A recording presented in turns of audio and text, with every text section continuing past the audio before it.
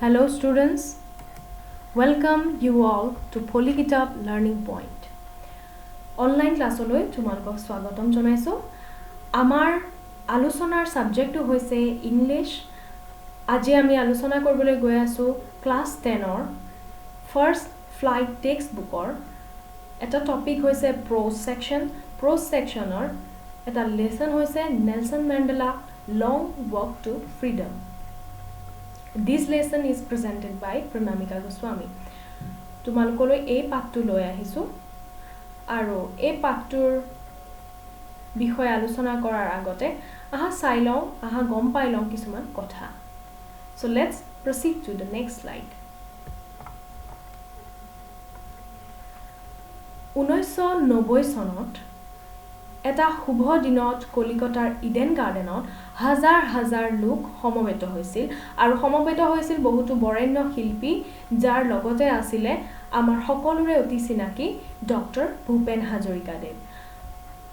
এই হাজাৰ হাজাৰ লোকসকল সমবেত হৈছিল কেৱল এগৰাকী ব্যক্তিক আদৰিবলৈ আৰু সেই গৰাকী হৈছে বিশ্ববিখ্যাত নেলসন মেণ্ডেলা। বহুতো শিল্পীয়ে বিভিন্ন গীত গাইছিল তাৰ লগতে আমাৰ অতি মৰমৰ ডক্টৰ ভূপেন হাজৰিকাদেৱে গাইছিলে এটি গীত। আহাচোন শুনো গীতটি কি আছিল।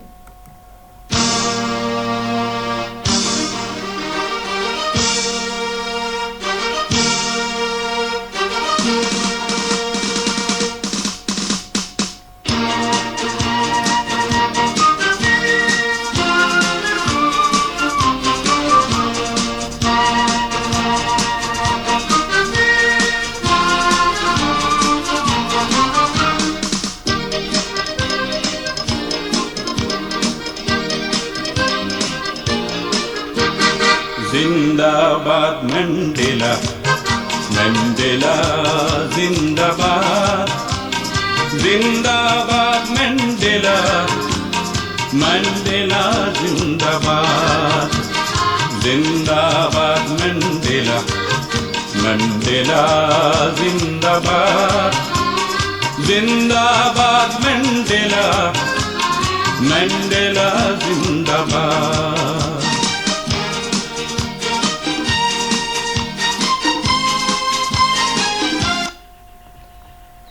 এটি আছিল গীত আৰু হেতু হৈছে নেলসন মেণ্ডেলাক লৈ লিখা এটি গীত আৰু আমি কৈ থকা ব্যক্তি গৰাকী হৈছে এই গৰাকী তোমালোকে স্ক্ৰিনত দেখিবলৈ পাইছা। এই গৰাকী হৈছে নেলসন মেণ্ডেলা যি গৰাকীক লৈ বহুত সাহিত্যৰ সৃষ্টি হৈছে গীত গাইছে বিভিন্নজনে। তেওঁনো কোন আছিলে সেই বিষয়ে আমি কাখত লিখি দিছো চোৱা। নেলসন ৰলিহ লাহিয়া মেণ্ডেলা তেখেতৰ জন্ম হৈছিল 18 জুলাই 1918 সাউথ আফ্ৰিকাত। গতিকে সাউথ আফ্ৰিকা মানে দক্ষিণ আফ্ৰিকাৰ 1918 চনত জন্ম হৈছিল 1918ত জন্ম হৈছিল আৰু ডাইড মানে ঢুকাইছিলে 5 ডিসেম্বৰ 2013 সাউথ আফ্ৰিকা। 2013ত হে ঢুকাইছে আৰু তেখেতৰ মৃত্যু হৈছিল সাউথ আফ্ৰিকাতে। আৰু first president black president of south Africa আৰু প্ৰথম গৰাকী সাউথ আফ্ৰিকাৰ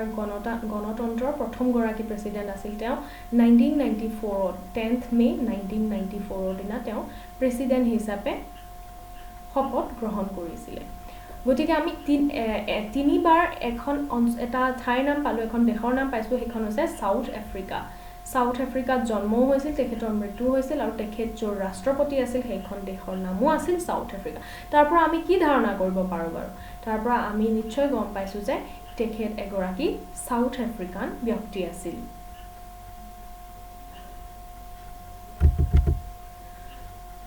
আৰু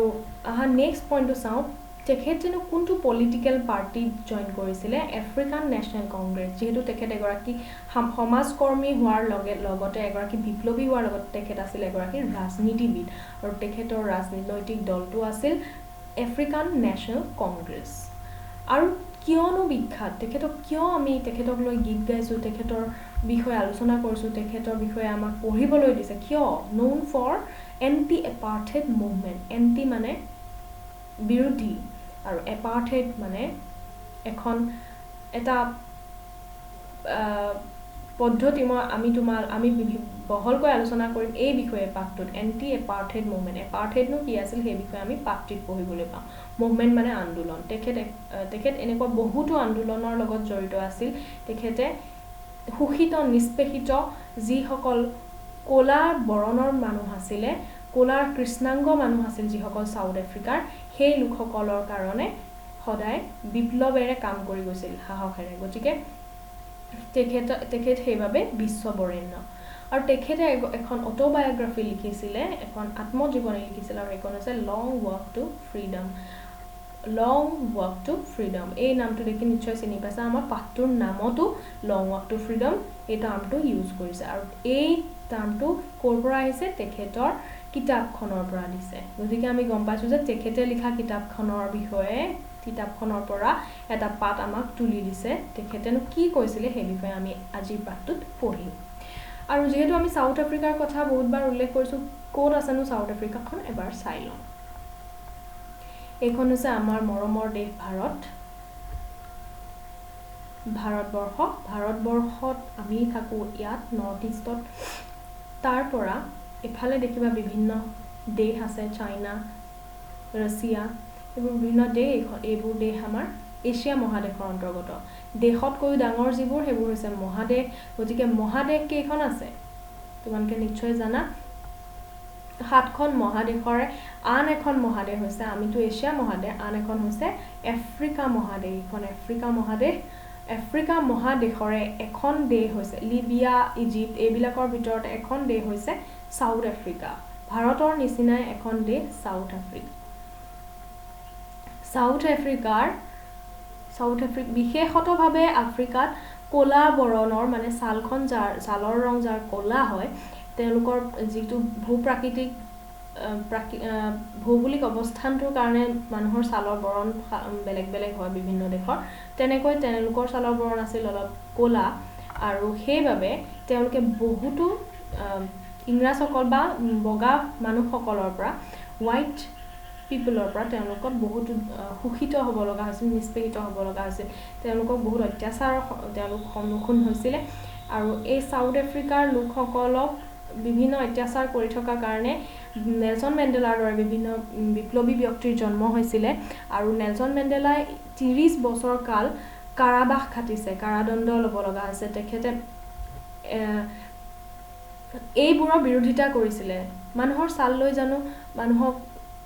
ভাগ কৰিব পাৰি এখন সমাজত নোৱাৰি কিন্তু আৰু সেইবোৰ অন্যায় হৈ আছিল সাউথ আফ্ৰিকাৰ মানুহৰ থলুৱা যিসকল লোক আছিল সেইসকলৰ লগত গতিকে নেলসন মেণ্ডেলাই তাৰ বিৰোধিতা কৰি বিভিন্ন আন্দোলনত জড়িত হৈছিল আৰু ৰাজনৈতিক দলো গঠন কৰি ৰাজনীতিও খেলিছিল গতিকে তেখেত সেইভাবে গোটেই পৃথিৱীয়ে তেখেতক শ্ৰদ্ধা কৰে আৰু সকলোৱে তেখেতক চিনি পায় আৰু তোমালোকেও চিনি পোৱাটো অতি দৰকাৰী গতিকে আমাক পাঠ হিচাপে পঢ়িবলৈ দিছে নেলসন মেণ্ডেলা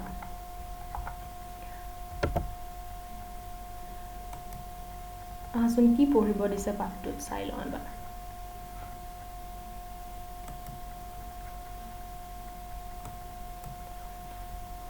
সো এইটো হৈছে চেপ্টাৰটোৰ নাম Nelson Mandela long walk to freedom পাঠটোৰ নামতেই আমি দেখিছো তেখেতৰ আত্মজীৱনীখনৰ কথা গতিকে আৰু লিখিছে কোনে নেলসন ৰলিহলাহলা মেণ্ডেলা নিজৰ নাম এইটো ৰলিহলাহলা হৈছে তেখেতৰ এটা জাতিগত নাম তেখেতৰ পৰিয়ালৰ পৰা অহা আৰু নেলসন মেণ্ডেলা তেখেতে হৈছে এই পাঠটোৰ ৰচক গতিকে লং ৱাক টু ফ্ৰীডম নামৰ কিতাপখনৰ পৰা এটা পাঠ তোমালোকক তুলি দিয়া হৈছে Before you read, আহাচোন পঢ়া আগতে কি চাব কৈছে Before you read ত কৈছে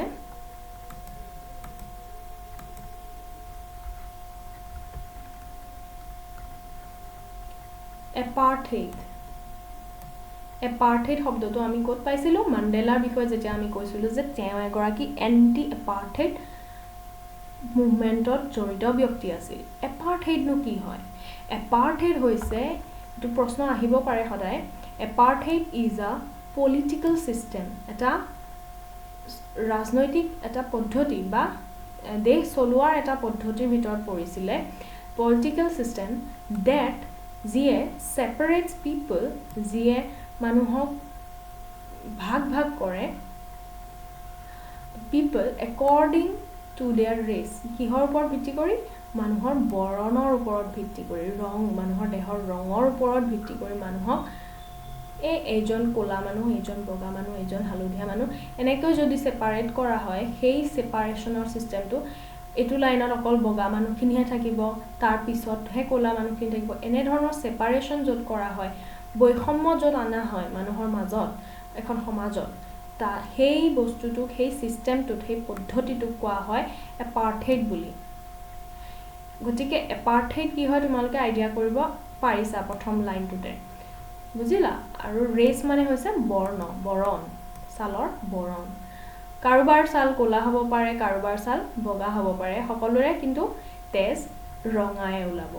গতিকে আমি সকলো মানুহ একেই, কিন্তু আচলতে কিছুমান এনেকুৱা পলিটিক্যাল সিস্টেম কৰি লৈছিলে ব্ৰিটিছে বা বগা মানুহসকলে, যিয়ে নিজকে খুব উচ্চ জাতৰ বা উচ্চ বৰণৰ বুলি ভাবিছিলে, আৰু তেওঁলোকে সৰ্বেসৰ্বা বুলি নিজকে ভাবি বিভিন্ন সময়ত বিভিন্ন লোকক অত্যাচাৰ কৰি আহিছিলে। এয়া কেৱল দক্ষিণ আফ্ৰিকাতে নহয়, সাউথ আফ্ৰিকাতে নহয়, ইণ্ডিয়াতো তোমালোকে সকলোৱে জানা কিমানবাৰ স্বাধীনতা আন্দোলন হৈছিলে। তেওঁলোকে কলোনিয়েলাইজেশ্যন, তেওঁলোকে ঔপনিবেশিক চিন্তাধাৰাৰে তেওঁলোকে চবতে শাসন কৰিবলৈ চেষ্টা কৰিছিলে, আৰু যাৰ বাবে তেওঁলোকে বিভিন্ন লোকক মানুহ বুলি গণ্য নকৰিছিলে আৰু বিভিন্ন সময়ত অত্যাচাৰ কৰি আহিছে। আৰু এপাৰ্থেইড নামৰ এটা নীতি উলিয়াই লৈছে নিজৰ দেশত তেতিয়া, মানে সাউথ আফ্ৰিকাত উলিয়াই পেলাই মানুহক বৰণৰ ওপৰত ভিত্তি কৰি ভাগ ভাগ কৰিছিলে। গতিকে এইটো নিশ্চয় এটা ভাল বস্তু নহয়। গতিকে মেণ্ডেলা আছিল এজন এন্টি এপাৰ্থেইড, এন্টি মানে বিৰোধী আছিল কিহৰ, এপাৰ্থেইডৰ। ইতিমধ্যে তোমালোকে এতিয়া চাগে গম পাইছা যে নেলছন মেণ্ডেলাৰ কথানো আমি কিয় কৈ আছো, তেওঁনো কি কৰিছিল। তেওঁ আছিল বিশেষভাৱে এই কৃষ্ণাংগ মানুহসকলৰ বা কোলা বৰণৰ যিটো বৰ্ণ বৈষম্য, এই বস্তুটোৰ বিৰোধিতা কৰিছিলে, আৰু এই বিৰোধিতা কৰি তেওঁ বহুত বছৰ কষ্ট জ্বলা যন্ত্ৰণাৰ মাজেৰে পাৰ কৰি অৱশেষত সাউথ আফ্ৰিকাত গণতান্ত্ৰিক শাসনৰ প্ৰৱৰ্তন কৰিবলৈ সক্ষম হৈছিল। আৰু এই কথাখিনি যিমান সহজকৈ কৈ আছো, সিমান আচলতে কৰিবলৈ যোৱাটো সিমানে কঠিন। আৰু গতিকে তোমালোকে দশম শ্ৰেণীৰ ছাত্ৰ ছাত্ৰী হিচাপে তেওঁৰ বিষয়ে জনাটো একদম নিতান্তই প্ৰয়োজনীয়। আৰু তোমালোকে নিশ্চয় মনত পৰিছে আমাৰ দেশতো তেওঁৰ দৰে ব্যক্তি আছে, যিয়ে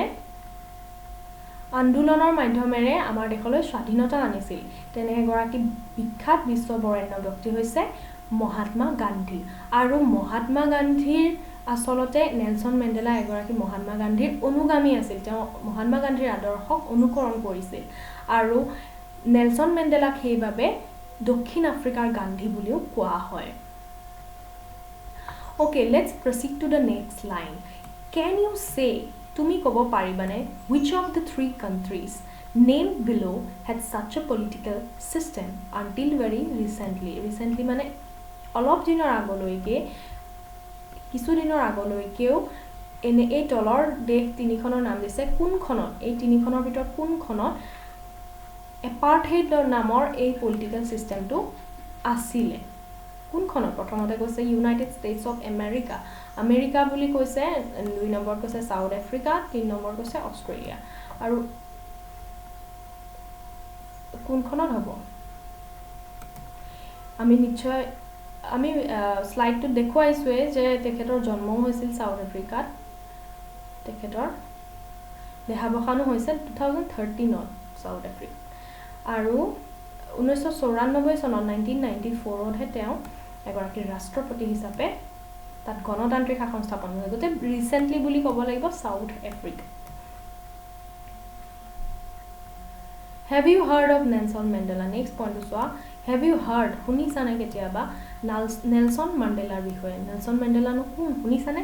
মই ভাবো তোমালোকে অলৰেডি তেওঁ কোন হয় গম পাইছা, তেওঁ ফটো দেখিলা, তেওঁক লৈ গোৱা গানো শুনিলা। গতিকে নিশ্চয় তোমালোকৰ তেওঁনো কোন আছিল কোনোবাই যদি সোধে ক'বলৈ অসুবিধা নহ'ব।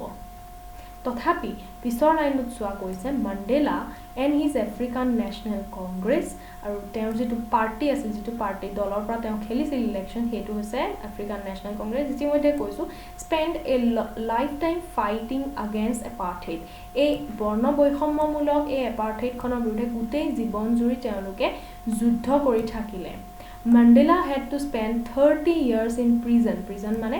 জেইল প্ৰিজনত তেওঁ 30 বছৰ কাল কটাইছিল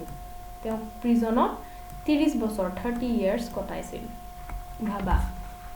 and finally অৱশেষত democratic election were held in South Africa in 1994 and Mandela became the first black president of new nation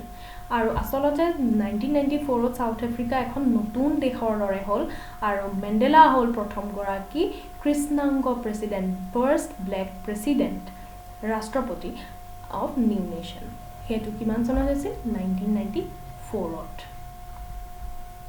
গতিকে অলমোস্ট আমি মেণ্ডেলা কোন গম পালো মেণ্ডেলা আমাৰ এজন চিনাকি ব্যক্তিৰ দৰে হ'ল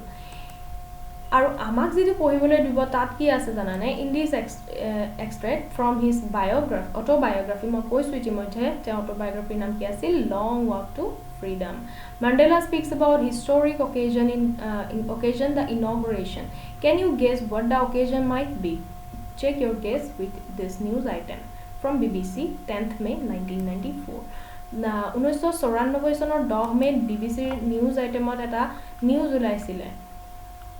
আৰু সেই নিউজটোৰ ওপৰত ভিত্তি কৰি তোমালোকে আইডিয়া কৰিব লাগে আসলতে আমাৰ পাঠটোত মেণ্ডেলাৰ অটোবায়োগ্ৰাফি কোনখিনি সেকশন তুলি দিয়া হৈছে দা ইনঅগ্ৰেশন বুলি কৈছে ইনঅগ্ৰেশন মানে হৈছে উদ্বোধনী অনুষ্ঠান বা মুকলি অনুষ্ঠান কিবা এটা মুকলি কৰিছে এটা বিবিসিৰ নিউজটোত দিছিল Mandela became South Africa's first black president আমি হেডলাইন চাই গম পালো যে আসলতে যিদিনা 10 মে দিনাখন মেণ্ডেলা যিদিনাখনে শপত গ্ৰহণ কৰি তেখেত ৰাষ্ট্ৰপতিৰ আসনত অধিষ্ঠিত হৈছিল সেই দিনাখন ওলোৱা নিউজটো আছিলে সেই দিনাৰ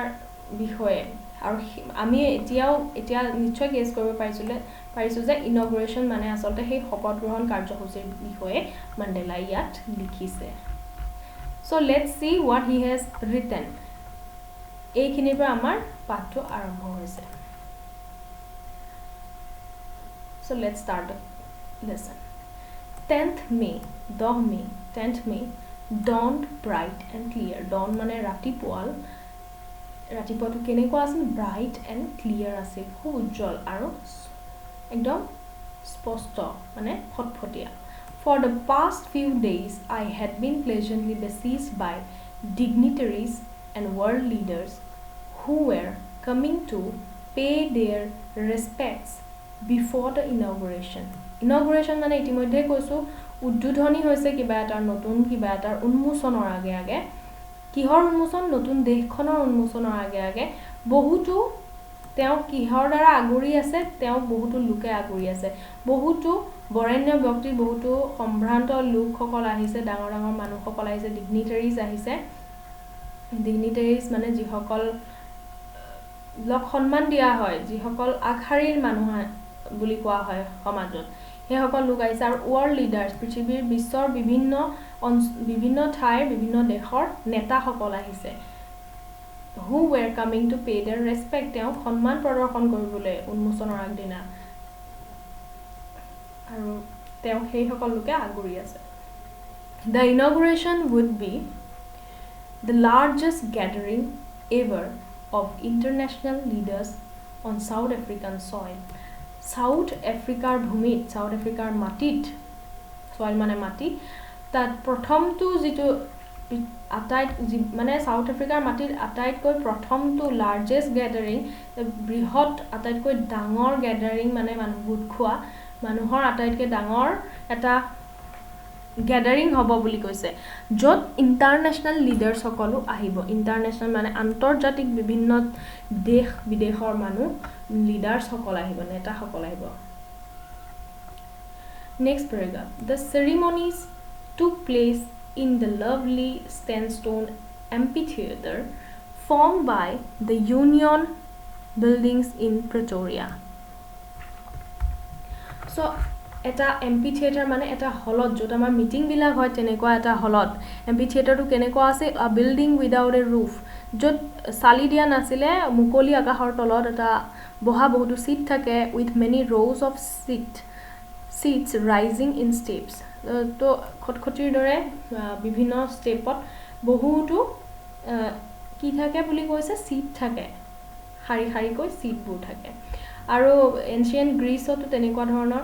বা ৰোমতো এনেকুৱা ধৰণৰ আমি এমপি থিয়েটাৰ দেখিবলৈ পাওঁ আৰু তেনেকুৱা ধৰণৰ এটা ধুনীয়া এমপি থিয়েটাৰ এটা হলত সেই দিনা ইনগ্ৰেচনটো আৰম্ভ হৈছিল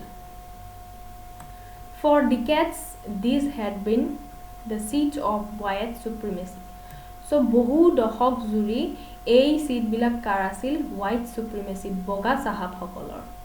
and now বগা চাহাব মানে কাৰ কথা কৈছে বুজি পাইছা ব্ৰিটিছ সকল and now it was the site of a rainbow gathering of different colors and nations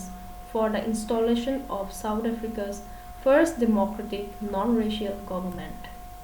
আৰু অত বছৰ ধৰি দশক জুৰি বগা চাহাবসকলে যি য'ত বহি আহিছিল য'ত যিবোৰ ঠাই অধিকাৰ কৰি আহিছিল আজি কি হৈছে and now it was the site of a rainbow gathering এটা ৰামধেনুৰ দৰে ৰামধেনু সদৃশ এটা গেদাৰিং হৈছে মানুহৰ সমাবেশ হৈছে বুলি কৈছে কিয় ৰেইনবো বুলি কৈছে কিয়নো তাত বিভিন্ন বৰণৰ different colours and nations for the installation of South Africa's first democratic non-racial government আৰু বিভিন্ন কালাৰ বিভিন্ন বৰ্ণৰ লোক আহিছে অকল বগা লোকসকল নহয় হেদিনা কোলা হালধীয়া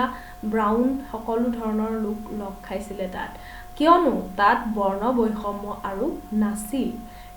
আৰু বৰ্ণ বৈষম্য দূৰ কৰিছিল কোনে নেলসন মেণ্ডেলা আৰু তেওঁৰ দৰে বিভিন্ন লোকসকলে বিভিন্ন দল সংগঠনে লগ খাই সাউথ আফ্ৰিকাত প্ৰথমটো গণতান্ত্ৰিক আৰু ডেমক্ৰেটিক মিন্স গণতান্ত্ৰিক আৰু নন ৰেচিয়েল গভৰ্নমেন্ট য'ত বৰ্ণ বৈষম্য বিহীন এখন চৰকাৰ গঠন কৰিছিল সাউথ আফ্ৰিকাত আৰু সেই চৰকাৰখন গঠনলৈ কোন আহিছিল বিভিন্ন জাতি ধৰ্ম বৰ্ণ নিৰ্বিশেষে বিভিন্ন দেশ বিদেশৰ পৰা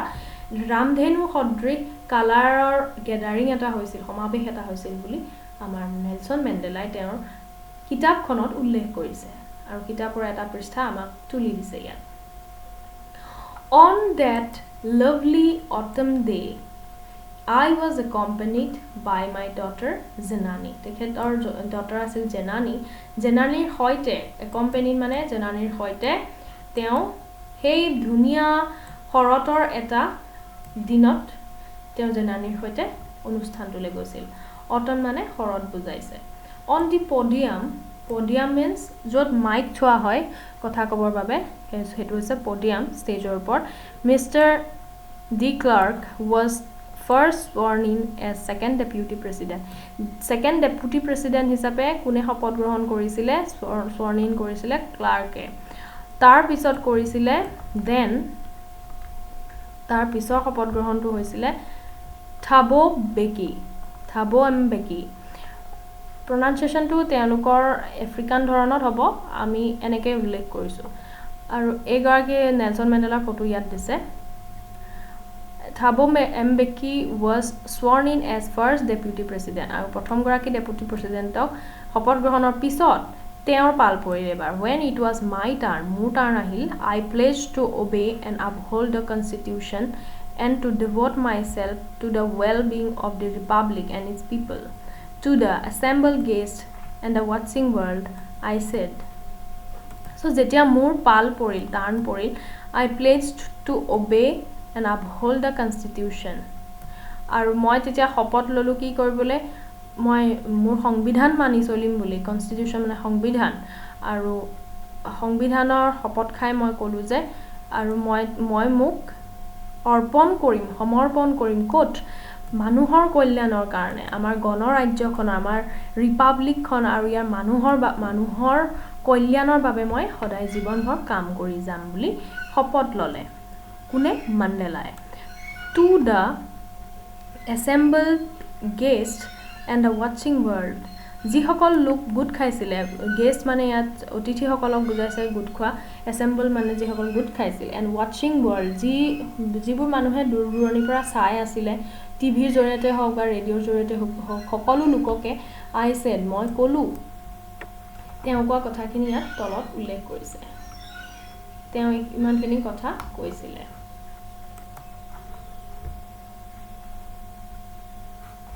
Today all of us do by our presence here confer glory and hope to newborn liberty out of the experience of an extraordinary human disaster that lasted too long must be born a society of which all humanity will be proud. ইয়াত কৈছে যে আমি আজি সকলোৰে উপস্থিতিত কি কৰিছো নতুন আশালৈ নতুন গৌৰৱেৰে আৰু নতুন আশালৈ আমি নিউবৰ্ন নতুনকৈ জন্ম পোৱা যি মুক্তি পাইছো বুলি কৈছে লিবাৰ্টি মানে মুক্তি আমি স্বাধীনতা পাইছো আৰু সেই স্বাধীনতাৰ কাৰণে আমি সকলোকে কি কৰিছো আশাৰে সকলোকে অভিনন্দন জনাইছো বুলি কৈছে out of the experience of an extraordinary human disaster that lasted too long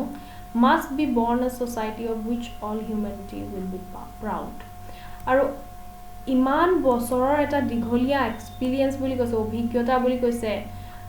an extraordinary human disaster that lasted too long আৰু যেটো আছিল যেনেকুৱা কিছুমান অত্যাচাৰৰ শোষণ নিষ্পেষণৰ বলি হ'ব লগা হ'ল এটা হিউম্যান ডিজাস্টাৰ বুলি ক'ব লাগিব যেটো মানুহৰ বাবে এটা সাংঘাতিক বেয়া দিন পাৰ হৈ গৈছে that lasted too long বহু বছৰ ধৰি আমি এনেকৈ থাকিলো বুলি কৈছে বহু বছৰ ধৰি আমি এই সাউথ আফ্ৰিকাৰ লোকসকল আমি ইমান বছৰ এটা অভিজ্ঞতা হ'ল শোষিত হৈ থাকিলো আমি নিষ্পেষিত হৈ থাকিলো আৰু তাৰ পিছত আমি must be born a society of which all humanity will be আৰু তাৰ বিৰোধিতা কৰি আমি ইমান বছৰে যিখন যুঁজ দিলো যিখন যুঁজত আমি নামি পৰিছিলো সেই যুঁজখনৰ শেষত আমাক এনেকুৱা এটা must be born a society আমি এনেকুৱা এখন সমাজ জন্ম দিয়াটো আসলতে দৰকাৰী আছিল of which all humanity will be proud যাক লৈ মানৱ জাতিটোৱে সদায় গৰ্ব অনুভৱ কৰি থাকিব আৰু তেওঁলোক আমি আজি তেওঁৰ বিষয়ে কৈছো কিয়নো তেওঁলোক আমাৰ বাবেও উদাহৰণ যে তেওঁলোকৰ লগত হৈ থকা অন্যায় বিৰোধিতা কৰি মাত মতাৰ বাবে আসলতে শেষত গৈ তেওঁলোকে সফলতা পাইছিল তেওঁ নিজে এগৰাকী ৰাষ্ট্ৰপতি হ'ব পাৰিছিলে কৃষ্ণাংগসকলক ইমানখিনি মুক্তি তেওঁলোকে নিজকে নিজে মুক্ত কৰি পেলাইছিলে তেওঁলোকৰ অহোপুৰুষাৰ্থ কৰিছিলে যিমান যি কষ্ট কৰিছিল গোটেই কষ্টখিনি তেওঁলোকৰ সাৰ্থক হৈছিল আৰু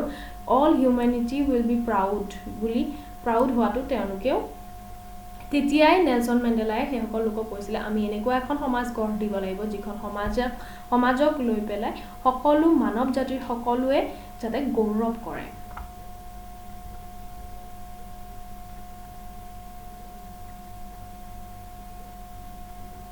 next line we who were outlaws not so long ago have today been given a rare privilege to be host to the nations of the world on our own soil. We thank all of our distinguished international guests for having come to take possession with the people of our country of what is, after all, a common victory for justice, for peace, for human dignity. So yata kosa we who were outlaws mane because of its policy of apartheid many countries had earlier broken off diplomatic relations with South Africa. So South Africa ji poristiti asil agor ji osthirota asil hei osthirota karone anbur dekhe South Africa pray baddiar nisnai hoisil South Africa logot bibhinno relation বিলাক ৰাজনৈতিক বা বাণিজ্যিক সম্পৰ্কবোৰ কমাই আনিছিলে আৰু সেই দিনবোৰ পাৰ কৰি এতিয়া আমাৰ বাবে এটো আসলতে সৌভাগ্যৰ কথা যে আমি নিজৰ মাটিতে সেই সকলোকে বিশ্ববাসীক আজি আমি সম্বোধন কৰি ভাষণ দিব পাৰিছো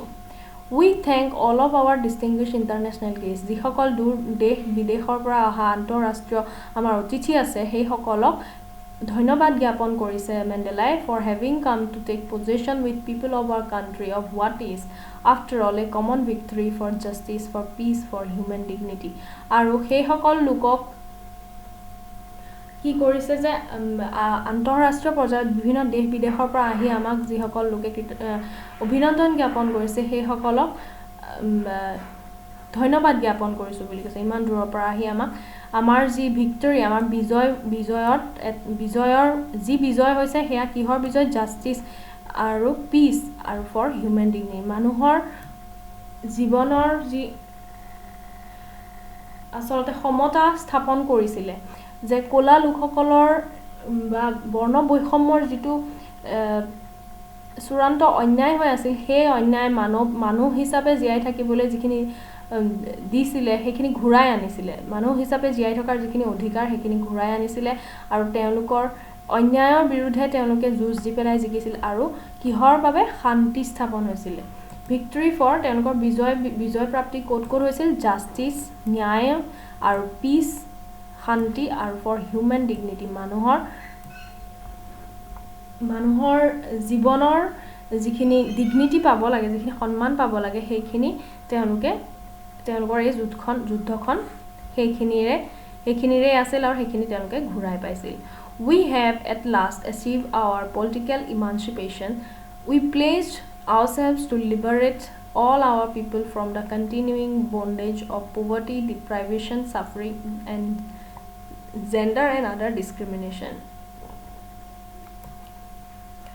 আৰু তেওঁলোকে কি এচিভ কৰিছিল বুলি কৈছে এচিভ মানে পোৱা কি লাভ কৰিছিল পলিটিকেল ইমানচিপেশ্যন তেওঁলোকৰ আগতে কৈছোৱে ভোটাধিকাৰ নাছিলে তেওঁলোকৰ স্বাধীনতা নাছিল এতিয়া কি হৈছে তেওঁলোকে পলিটিকেল ইমানচিপেশ্যন পাইছে মানে ফ্ৰীডম ফ্ৰম ৰেষ্ট্ৰিকশ্যন যিবিলাক ৰেষ্ট্ৰিকশ্যন আছিল তেওঁলোকৰ ক্ষেত্ৰত আমুক কৰিব নোৱাৰিব তামুক কৰিব তাৰ পৰা তেওঁলোকে মুক্তি পাইছিল We pledge ourselves to liberate all our people from the continuing bondage of poverty, deprivation, suffering, gender and other discrimination. মই আমাৰ দেশৰ যিসকল লোকে poverty দৰিদ্ৰতাত ভুগি আছে ডিপ্ৰাইভড হৈ আছে বিভিন্ন বস্তু সা সুবিধাৰ পৰা বঞ্চিত হৈ আছে সাফাৰিং তেওঁলোকে যি বিভিন্ন ভোগ কৰি আছে বিভিন্ন দুখ ভোগ কৰি আছে লিংগ বৈষম্য আৰু আদাৰ ডিসক্ৰিমিনেশন যিমানবোৰ বৈষম্য আছে শ্ৰেণী বৈষম্য বৰ্ণ বৈষম্য এইবিলাকৰ পৰা আমি মুক্তি ইতিমধ্যে দিয়াইছো আৰু দৰিদ্ৰতাৰ পৰা যাতে মুক্তি পায় তাক মই প্ৰতিশ্ৰুতি দিছো বুলি কৈছে never and never again shall it be that this beautiful land will again experience the oppression of one by another আৰু কেতিয়াও কোনো দিনে মানে never and never again shall it be that আৰু এই ইমান ধুনীয়া আমাৰ নিজৰ লেণ্ডখন দেশখন কেতিয়াও আনৰ আণ্ডাৰত নাহে বুলি তেওঁ প্ৰতিশ্ৰুতি দিছিল মানুহবোৰক The sun shall never set on so glorious a human achievement. Let freedom reign. God bless Africa. আৰু মানৱীয়তাৰ আচলতে জয় হৈছিল সেইদিনা আৰু এই এনে এটা গৌৰৱময় অৱস্থাৰ সূৰ্য কেতিয়াও উদয় অস্ত নাযায় বুলি তেওঁ কৈছিল যে মানৱীয়তাৰ জয় কেতিয়াও জয় সদায় হ'ব আৰু হিয়া কেতিয়াও ডুব নাযায় মানৱীয়তা সদায় জীয়াই থাকিব বুলি কৈছে Let freedom reign. God bless Africa. আৰু তেওঁ শেষত কৈছে যে স্বাধীনতাৰ বাবে তেওঁলোকে তেওঁ এটা উল্লাসিত হৈ পেলাই কথা কৈছে যে আমি স্বাধীন হলো এতিয়াৰ পৰা আৰু ভগৱানে আফ্ৰিকাখনৰ মংগল কৰক সো এইখিনিলৈকে আছিল আজিৰ পাঠটোত বহুতো নতুন শব্দ পাবা আৰু পাঠটোৰ কথাবোৰ অলপ পলিটিক্যাল ৰাজনৈতিক কথা গতিকে অলপ টান লাগিব পাৰে কিন্তু ৰিপিট কৰি শুনিবা প্ৰনাউন্সিয়েচনবোৰ শুনিবা অৰ্থবোৰ শুনিবা কাখটো অৰ্থ বহুতো দিয়া আছে গতিকে এইবোৰৰ পৰা এইখিনিলৈকে আমি আজি পাঠটোত পঢ়িলো তাৰ পিছত আমি কোৱেশ্চন বিলাকো ডিসকাস কৰিম আৰু কোৱেশ্চনটো পটককে চাই লওঁ where did the ceremonies take place court চেৰিমনিখন হৈছিল বুলি কৈছে এটা ঠাইৰ কথা কৈছে হলৰ কথা কৈছে তোমালোকে বিচাৰিবা পাঠটোৰ আনসাৰটো মই নেক্সট ক্লাছত সুধিম Can you name any public buildings in India that are made of sandstone? Sandstoneৰে নিৰ্মিত পাব্লিক বিল্ডিং আৰু ক'বাত ইণ্ডিয়াত আছে নেকি সুধিছে Next question, can you say how 10 May is an autumn day in South Africa? So, দক্ষিণ আফ্ৰিকাত 10 মে দিনটোক autumn day শৰতৰ দিন বুলি কোৱা হয় সাউথ আফ্ৰিকাত কিয় বাৰু কোৱা হয় হেতু সুধিছে তোমালোক সো আই থিংক তোমালোকে এখিনলৈকে পঢ়ি এই দুটা কথা গেছ কৰিব পাৰিবা আমি নেক্সট ক্লাছত আনসাৰবোৰ ডিসকাস কৰিম so till now stay safe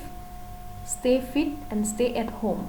ঠিক আছে নেক্সট ক্লাছত আমি বাকি পাৰ্টখিনি আৰম্ভ কৰিম Thank you.